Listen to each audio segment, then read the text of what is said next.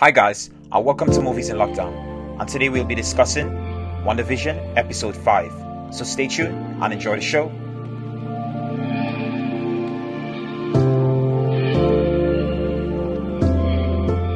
Before we begin, this is going to be a spoilers discussion. So spoilers, and more spoilers. You've been warned. This episode truly marks another significant change for the show, which has gone from being a show about a couple to a show centered around family. Last week's episode was a nice change of pace to the whole sitcom formula, but I'm glad to be back in Westview, which has significantly changed since our last time seeing the Maximoff family. Now I say Maximoff because Vision doesn't have a last name, and Maximoff just seems like the logical choice, with it being Wanda's last name. Here we see Wanda and Vision trying their best to cope with newborn babies. Twins to be specific. It really is nice that we get to see how a superpowered couple would handle parenting for the first time. Mind you, nothing they have faced up to now could prepare them for newborn babies, especially the sleepless nights. Billy and Tommy need every bit of time and attention they can get. Billy and Tommy are in some ways a fault to Wanda. She isn't able to completely control what they do with her powers. Putting them to sleep proved to be impossible, even with magic tossed into the mix. Also, their ability to rapidly age within seconds, just at will. Kids do grow up fast, but that's just cheating. Then again, this isn't a normal family, and these kids are far from normal. Their mother is able to revive the dead and manipulate reality, so who knows what they are capable of doing. There has been instances, namely episode 3, where we saw Vision question some of the strange things that has happened, but Wanda has successfully been able to brush aside any doubts he's had. Until now. Vision is set on finding out what is going on within Westview, and what is his wife's part in everything. Because something is definitely not right. This is apparent when Agnes pays a visit to the family. Vision notes that this has happened on multiple occasions. She seems to pop up seemingly like clockwork, at the most convenient of times. I mean, I'm not complaining. I really enjoy seeing her in this show, cause who doesn't love Catherine Hahn? Anyways, this has to be her funniest scene on the show. Seeing her in a workout gear and having Wanda mention her unusually high libido. It doesn't stop there. They really let her loose this episode with the comedy antics, and I loved every moment of it. Okay, her searching through their liquor cabinet for some dark liquor and insisting it's for her and not for the twins. She was definitely going to give those kids some alcohol to put them to sleep. The crack starts showing when she comes by, offering to help with the kids, and Vision refuses her help. It creates a really awkward situation. This scene is so akin to an actor on set whose co-star completely goes off script and does something unexpected that derails the entire scene and how it's meant to be played out. Clearly Vision is supposed to accept her help. Instead we get a really awkward Agnes asking Wanda if they can take the scene from the top and redo it, this time as it was meant to happen. This is the first time someone other than Wanda breaks character. Agnes comes across as an actor on an actual set, not sure what to do with herself. This scene is emphasized more, with the babies crying in the background, and even the laugh track completely coming to a halt. There's no background noise, only the three characters talking amongst themselves. Wanda manages to steer things back on track, and you see Agnes reverting back to her usual self. That's a professional for you. Able to jump in and out of character in an instant. Wanda isn't able to completely make his suspicions go away, and throughout the episode, we see things get increasingly worse. Anyways, more on that later. In previous episodes, we've had theme songs to fit with the show's sitcom format, but none have managed to really be a highlight as much as this one. It manages to be heartwarming, catchy, and just full of nods to other sitcoms from the 1980s. I've had to rewatch this one a few times to pick it apart and just to really appreciate the work that went into making this such a lovely recreation, but without a doubt, a beautiful love letter to a number of shows popular at the time. There's nods to Full House, Growing Pains, and the most obvious inspiration for this opening, Family Ties. That painting of the family is a dead giveaway. Even before the music kicks in, It's just a memorable opening theme. In this opening, it shows you glimpses of Wanda's family and tries to paint a picture of their life, seemingly filling in some gaps, like that moment they show us with Wanda celebrating the twins' birthday. Birthdays? That cake with 5 candles showing their ages they skipped was a clever way of acknowledging the years they skipped past when they aged up from babies to 5-year-olds. I like to think that Wanda was making up for lost time. It really is a wonderful visual gag. Other scenes are somewhat questionable, like the photo montage of Vision as a baby, a child, his teenage years, and finally adulthood. We know that Vision is inhuman, so he hasn't gone through the regular aging process that humans do. Maybe I'm just reading into this opening too much, and this was just the creative team having fun with this opening. Now that we have seen what's happening outside of Westview, the show is giving us equal amounts of time between inside Wanda's sitcom world and the operation against her that's happening outside of the town. It's a different approach to what we've had in the past, with entire episodes focused on just the sitcom setting, or as with last week's episode, the outside operation led by Sword. This is by far the best way to showcase this story. We get to see two different points of view. It's done in such a way that jumping between the two never detracts from either story, which of course makes up a single narrative and has a distinctive tone depending on the setting. We go back to Monica, who is getting reacquainted with Wu, and now Darcy. Seriously, seeing those three together is lovely. They really make quite a team. Before Monica can rejoin the main team, she's undergoing some tests. It's here we get a look into her experience being under Wanda's influence. She was being subdued, and during that time, she felt a feeling of grief, which relates to what Wanda has been dealing with. Monica seems to be in good shape, mentally and physically, and while her tests come back blank, she's reluctant to take any more, refusing when the doctor tries to get another blood sample. It's surprising yet reassuring that despite the high amount of radiation in Westview, that it hasn't affected Monica. Just in case you forgot, we get a brief history on Wanda, including some of her most notable moments, from her time in Sokovia, the events in Lagos that was the catalyst to create the Accords, and perhaps her most epic moment, her fight against Thanos. How exactly does Sword and the FBI know about the last one is a mystery. I guess someone told them. It's true that this briefing, you can see that there's some tension between Jimmy and Tyler. They both have different viewpoints on the whole Wanda situation, and it's not just Jimmy who's rubbed up the wrong way by Tyler. Even Monica is now clashing with him. He believes Wanda is a threat and needs to be dealt with immediately. While Monica sees the opposite, she believes that there's more happening with Wanda and that she is not a threat. To change her mind, Tyler reveals some unseen footage he labels as sensitive material, showing how Wanda recovered Vision's body. While I assume she took it from Wakanda, since that is where he passed away before the snap, she really did in fact take his corpse from Sword headquarters.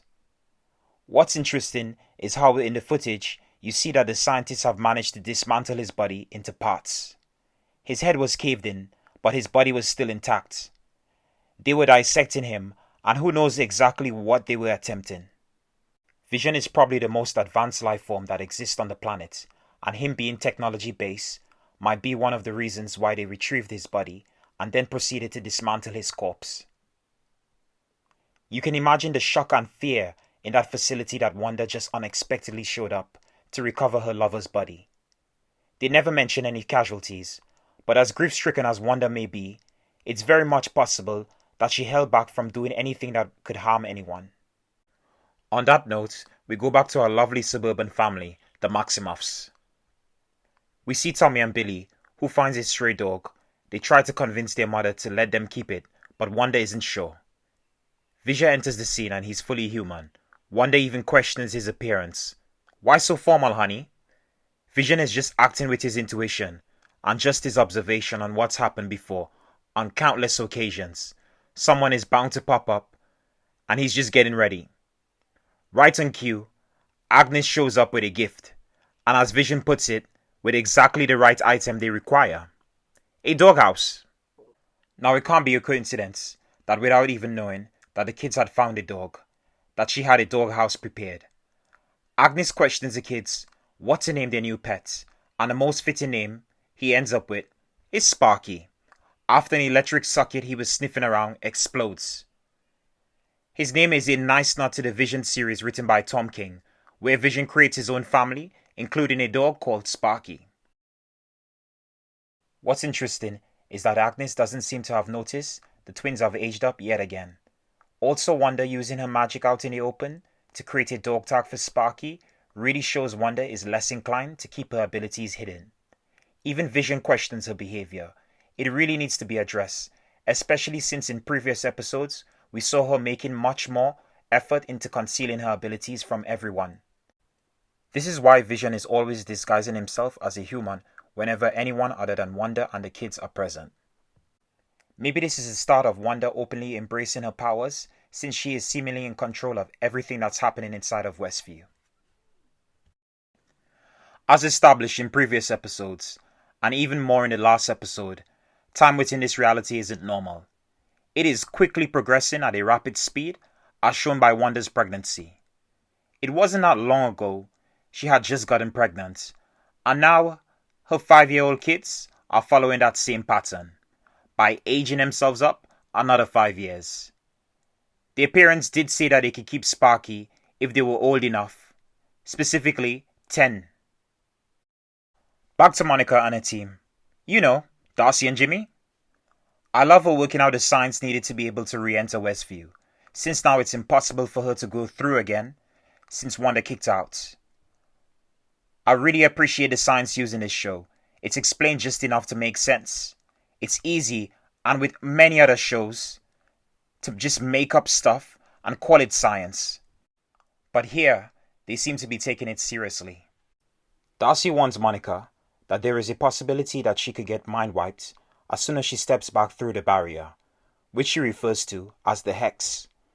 This is because of the anomaly shape being a hexagonal shape, but also a clever nod to Wanda's hex powers, as they are known as in the comics. It's nice how natural this feels hearing someone refer to Wanda's powers as they are called in the source material. It just doesn't seem like it's just uttered to be something that's pandering to fans of the comics. It feels right for the context and where we are within this world. This leads to a conversation about Wanda's abilities. Jimmy is certain that the twins are illusions, but Monica confirms that they're in fact real. We get another reference to Avengers Endgame, which I'm sure they didn't have a front row seat to. But they know what went down. Did a film crew manage to get the action on camera, or did someone recount the entire battle? They know that Wanda is extremely powerful, and her powers are a lot more than they seem. Monica says that Wanda could have taken out Thanos on her own, if he hadn't initiated a blitz. She definitely had Thanos on the ropes in their fight. She was overwhelming him and almost won. Monica then says that nobody else came close. Is Monica becoming a fan of Wanda? Seems like she's behind her, even with everything that's happening. Jimmy disagrees with Monica, saying, Captain Marvel came close. You see Monica's expression changes momentarily. Could there be some bad blood between the two? Whatever it is, it really is a strange reaction considering Monica's history with Carol. I doubt the show will reveal what it is, but it has to be something that they're setting up for Captain Marvel too. Darcy makes the comparison of both Captain Marvel and Wanda gaining powers from the Infinity Stones, to which Monica says that her aunt is in the focus. It's Wanda. Well, she's right. This whole story is focused on Wanda. I know it's Wanda's show, but this brief interaction has me really eager to know what exactly has happened between Monica and Carol off screen. Anyways, so we get our second look at Vision in the office, and what starts off as a light-hearted scene with Vision and his co-worker, who's not so great with computers, turns into something more grim that only cements Vision's growing doubts about Westview and the seemingly strange happenings. I love Vision being the one person who is so far ahead of everyone, despite the technology being outdated. It makes sense that Vision is ahead of everyone. He's a walking, talking machine. Everyone at the office receives an email from a certain doctor working at Sword. It seems Darcy is able to again tap into the reality, like with the radio communication, and send an email out in a warning to the community. This could have been an email that was sent out earlier, but because of the lack of technology in the world at the time, it can now be accessed thanks to computers finally existing. The way they build up this scene, with the humor then shifting to an almost horror-like moment, is wonderful. Norm starts reading the email, then everyone in the office joins in until everyone is in sync with each other, reading like a hive mind, or more like people who are under mind control. Vision is surprised yet intrigued by this email, as it mentions his wife, a person who he already has his doubts about. Vision taps into the computer, and eventually Norm, who he manages to free from his mind control. The real Norm finally breaks free, and is in a state of panic over his sick father, presumably what he was dealing with before Wanda took over the town. Vision tries to calm him, and it's then he gets to know who's pulling the strings of everyone in Westview. It's Wanda. Norm is at breaking point. Vision has no choice but to put him back under Wanda's influence. Poor Vision, he really has a lot to process. So I've mentioned time within the show being unusual, and here it's questioned by none other than Billy and Tommy. They're looking for their dad to spend some quality time with him, but as we know he's at work. They state it's Saturday, and Wanda says it's Monday. Yeah, I don't think even Wanda is quite clear what date it is. So she just comes up with an excuse to put it to rest. We get a heart-to-heart moment that is really very much a sitcom moment, with the kids asking why their dad doesn't want to spend time with them. You get a "ah" from the audience, and then that familiar music that's used for the more tender moments. Wanda has a heart-to-heart talk with them, reassuring them that everything is okay, and it's then we get yet another nod, but one that confirms that big reveal that happens by the end of the episode. Wanda talks about the importance of the bond they share with each other as brothers, and the importance of family, saying that family is forever. This makes Billy ask her if she has a brother, to which Wanda confirms. She's honest with her children, and you see the glimpse of sadness when she talks about him. It's never going to be an easy topic to discuss. This whole moment they are having as a family is interrupted by Sparky, seemingly alerted to something that's happening just outside their home. Surely enough, it's Monica and Sword interfering in their lives somehow by trying to communicate with Wanda via a drone. Unlike the previous attempts, they are able to successfully send in a drone because it's made using tech from the 80s, which is in line with the reality as it is now. This time around, Wanda cannot neutralize the drone, and she doesn't even use a jump cut to skip ahead in time or change the outcome by rewinding time. Wanda already is alert and doesn't look too happy. You see her eyes glowing red, like she's ready to attack. What follows is by far one of the most epic moments in the show. You really don't mess with Wanda. The whole base is alerted that something is coming out of the anomaly. Actually someone, and who it is other than a seriously pissed off Wanda Maximoff. What was supposed to be a way to communicate with Wanda was actually Tyler taking an opportunity to attack her. The drone was armed with missiles. This episode, in comparison to last week's episode, is showing us Tyler's true colors. He's far from the likable person he seemed to be when we were introduced to him. Not only does he attempt to attack Wanda, even with her kids present, he has a team ready to gun her down. I love Wanda walking out of the breach and just dragging the drone using her powers. The whole shot where you see her approaching Sword and her dumping the drone at Tyler's feet like it's trash is a satisfying moment. Who exactly did he think he was messing with? It definitely doesn't seem like they were ready for an enhanced person, especially one with Wanda's power set. All guns are pointed at her heart, ready to fire, but Wanda isn't fazed in the slightest. With a flick of her hand, she's able to control all the gunmen and make them turn their weapons on Tyler, ready to fire. It's only on Monica's request that she lifts her influence over the shooters. You still get the sense that despite her anger towards them, Wanda doesn't want to be hostile. She could easily deal with everyone present in seconds, but she is just there to give them a warning. Leave her alone.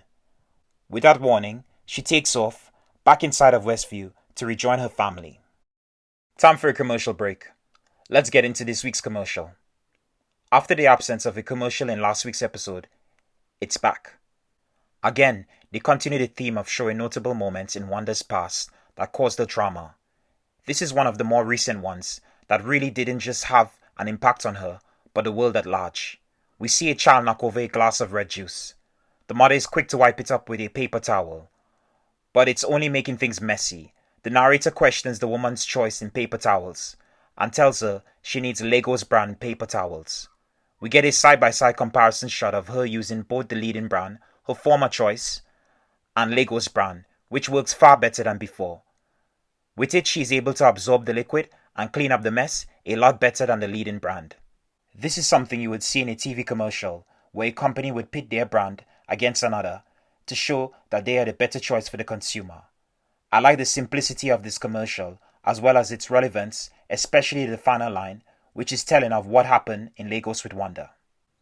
The woman's husband knocks over his drink by accident, and as she cleans it with the Lagos brand paper towel, the narrator chimes in. For when you make a mess, you didn't mean to.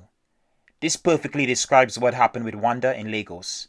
She was trying her best to contain a situation and ended up making it worse, which resulted in accidentally killing a number of innocent people. This incident had major, long-lasting ramifications for her.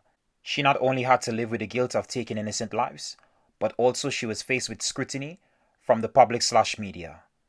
Tony even put her under house arrest, against her will, and it ultimately started a civil war between the Avengers, splintering the team into two opposing sides.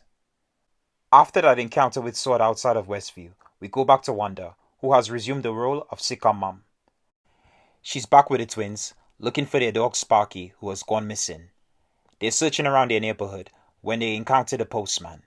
The postman's chipper line of dialogue, "Don't worry, your mom won't let him get far," is yet another indication that Wanda is in control of everything.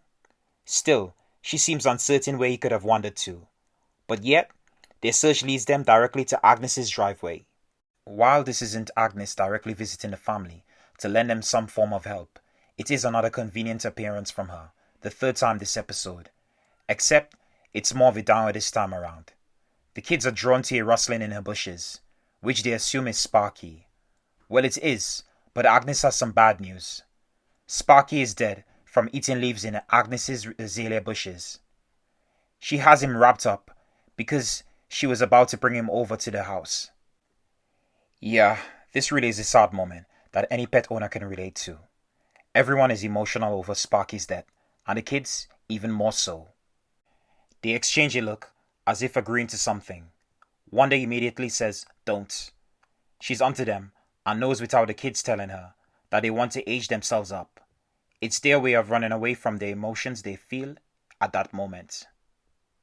The kids then tell her she can fix anything, including the dead. Wanda looks shocked and denies it. Agnes, just behind her, seems stunned by that revelation.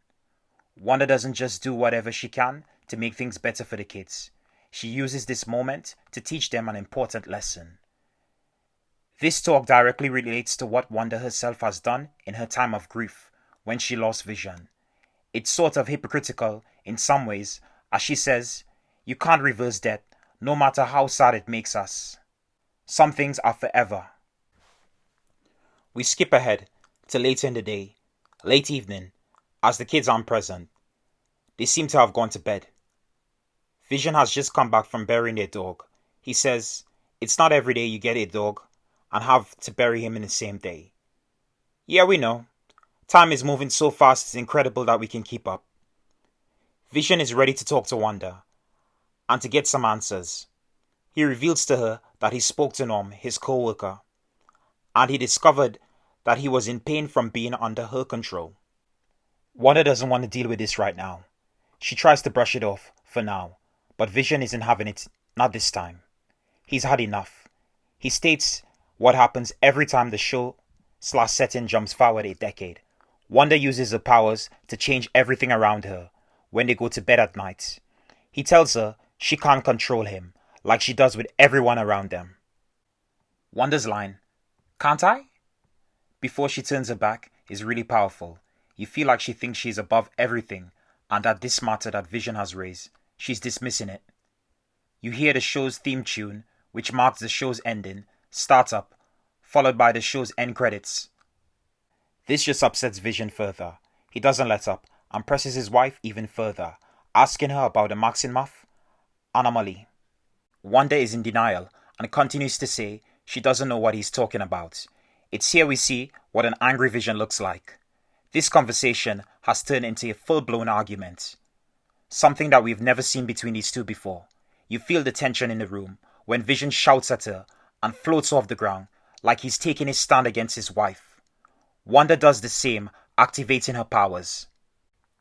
She insists that this is all for them. Vision asks what is outside of Westview, and she tells him he doesn't want to know.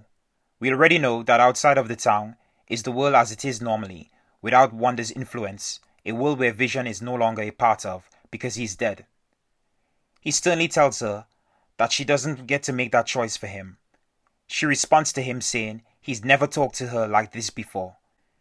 Vision has always been mild-mannered and pretty much a calm person, never one to outburst like this, especially with Wanda of all people. It's then we get a revelation. Vision is in the same Vision we knew before the show. Although up until this moment, he seemed like the old Vision we knew. He doesn't remember anything before Westview. No Ultron, no Avengers, nothing. Wanda manages to calm him down, and he stops floating.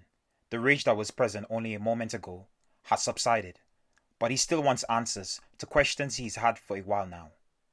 Like why there are no kids in Westview. He has noticed that no matter how many times he passes by the playground on his way to work, there are never any kids around. This is surprising, as the magic show in episode 2 was a town event dedicated to raising funds for the children. So where are the children in this town? Wanda is frustrated.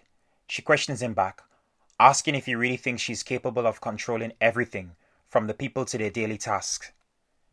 It seems like she's been honest for the first time about everything, and she lets him know that she doesn't know how this whole fantasy started. Vision tries his best, this time to be calm, and to get her to see what she is doing is wrong. Just at that moment, the doorbell rings, and you can see Vision's disappointment. He thinks this is his wife's way of sidelining their talk, but Wanda seems unsure of who could be turning up conveniently at this time. It really doesn't seem like her doing at all. Wanda goes to open the door to see who is it, and her face is telling whoever's at the door is not someone she was expecting. We cut back to Sword's base, and an alarm is sounding off, alerting everyone that something is happening. This alarm has been only activated when someone has left the barrier surrounding Westview, Monica being kicked out by Wanda, and Wanda herself coming out to warn Sword, as we saw earlier in this episode. What could this alarm mean?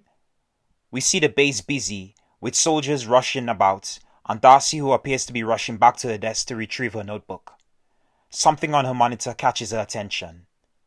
It's then the camera pans out to Wanda at the doorway to reveal who their unexpected guest is. We get to see the back of the person's head, and surely most people will know who it is from the hair alone.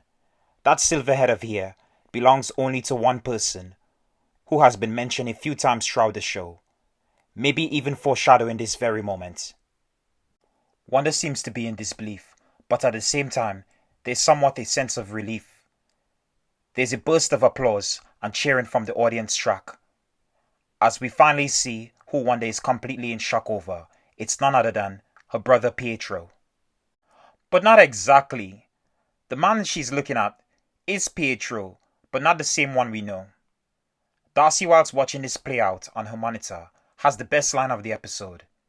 She's recasted Pietro?